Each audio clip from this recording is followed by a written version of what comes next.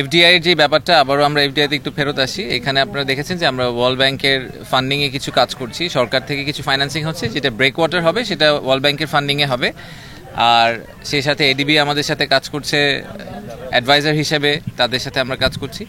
But সবচেয়ে এটা important ব্যাপার, আমরা আবারও যদি এফডিআইতে ফেরত আসি, যে এখানে যে দুটি পোর্ট অপারেটরের কথা বলা হচ্ছে, পিএসএ সিঙ্গাপুর, যারা সিঙ্গাপুরকে নিয়ে, সিঙ্গাপুরের পোর্ট ক্যাপাবিলিটি নিয়ে তো আর বলার কিছু নাই। আপনারা সবাই জানেন যে একটা ছোট্ট দেশ কীভাবে তারা কিন্তু আমাদের সাথে একই সময় স্বাধীন হয়েছে, স্বাধীন হয়ে তারা আজকে একটা কমপ্লিটলি ডিফারেন্ট লেভেলে চলে গেছে, এবং সেটা চলে যাওয়ার পিছিয়ে তাদের পোর্টের কন্ট্রিবিউশন সবচেয়ে বেশি। তারা তো একটা ট্রেডিং হাব হিসেবে পরিণত হয়েছে। সো পিএসএর খুবই ভালো এক্সপিরিয়েন্স, তারা ওই এক্সপিরিয়েন্সটা নিয়ে আসবে, আমাদের সাথে বেস্ট প্র্যাকটিসগুলো নিয়ে আসবে।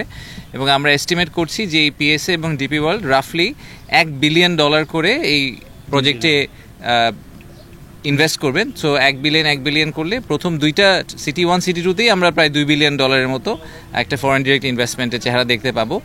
অবভিয়াসলি এটা কিন্তু ওভার টাইম হবে। সো আমরা যদি মনে করি যে 2026 সালে হঠাৎ করে $10 বিলিয়ন ইনভেস্ট, এভাবে হয় না জিনিসটা, একটু গ্র্যাজুয়ালি আসবে। সো ওনাদের কনস্ট্রাকশন পিরিয়ডের মধ্যে ওনারা গ্র্যাজুয়ালি ইনভেস্ট করতে থাকবেন, এবং আমরা আশা করছি যে 2030-এর দিকে আমরা এই পোর্টগুলোকে চালু করতে পারবো।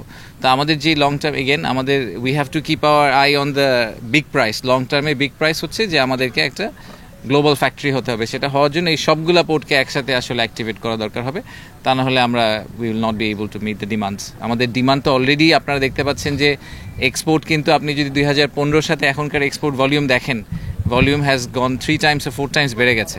তো নিজেদের আমাদের ক্যাপটিভ ডিমান্ডই আমরা এখন কেটার করতে পারছি না, সেটা 2035 নাগাদ যে কোথায় গিয়ে ঠেকবে সেটাও আমরা জানি না। সো সেই হিসাবে আমাদের ডেফিনেটলি মনে হয় যে এই প্রজেক্টটা ইজ এ মাস্টার প্রজেক্ট। এটা আমাদের জন্য সবচেয়ে বড়, মানে চট্টগ্রাম এলাকার টার্মিনাল যে কটা প্রজেক্ট হচ্ছে তার মধ্যে এটাই সবচেয়ে বড়, সেটা আমাদের ফ্ল্যাগশিপ প্রজেক্ট। এবং এটা যখন হয়ে যাবে তখন এই এলাকার চেহারা আমরা আশা করছি কমপ্লিটলি চেঞ্জ হয়ে যাবে।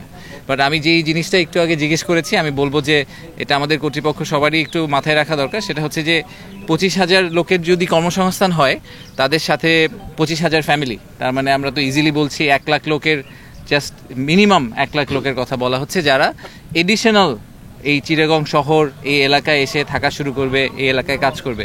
তো তাদের বাসস্থান, তাদের চিকিৎসা, তাদের যাতায়াতের ব্যবস্থা এবং তাদের যে শিক্ষা, তাদের ফ্যামিলির এডুকেশনের যে পার্টটা, এই প্ল্যানিংটাও আমাদেরকে আসলে হয়তো পুরো ওভারঅল পিকচারের মধ্যে নিয়ে আসা উচিত, এবং সিটি কর্পোরেশনের সাথে কাজ করে একসাথে একটু চিন্তা করা উচিত যে এই যে এমপ্লয়মেন্টের একটা সার্জ হবে যদি এই সবগুলো প্রজেক্ট একসাথে দাঁড়িয়ে যায়, হঠাৎ করে বেশ কিছু হাজার হাজার মানুষ এডিশনাল চিটাগংয়ে এসে যোগ হবে কাজ করার জন্য। তো তাদেরকে আমরা আসলে অ্যাকোমোডেট চিটাগংয়ে কীভাবে করবো, তো সেইটা একটা is a master project that we also need to keep in our mind.